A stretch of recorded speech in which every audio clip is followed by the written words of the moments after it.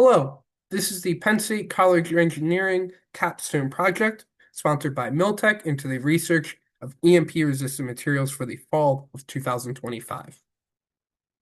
To set the groundwork, imagine we have some top secret technology that we're storing in a military crate for transportation.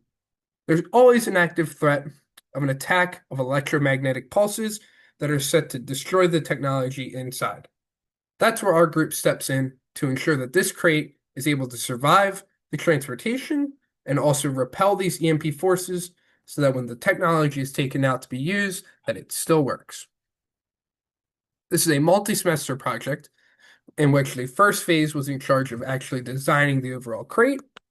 Our group was responsible for the research of the materials that should be used and was also responsible for the proposal of the future of the project, setting the groundwork for the next couple phases.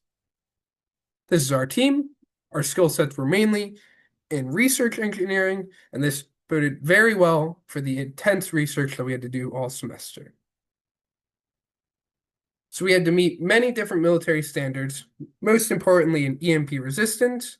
However, there was also requirements in able to survive different temperatures and have survivability against vibrational forces that could be caused due to transportation, and had to either already be manufactured or be able to be manufactured in the United States.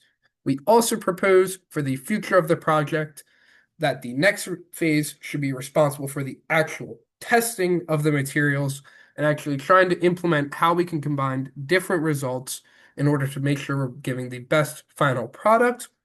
We also propose the necessary skill sets for the future teams. So we have 14 total final materials that met all of the criteria I spoke of before. And we also added some also helpful devices that were like wire covers and ventilation systems to be considered to be implemented in the case. These are the different categories for what we researched into. And then we wrote a final report summarizing everything that was done. We did this with many different prototypes and different systems that we had our research organized in.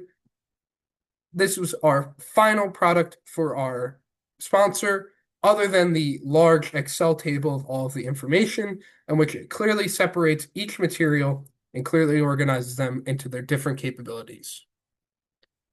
So phase 3, like I talked about, will be responsible for the actual data acquisition and testing of the materials and implementing them into a final product. And our phase was really the bridge between the creation of the crate and the combining of materials and implementing them into this crate for the final product. Thank you.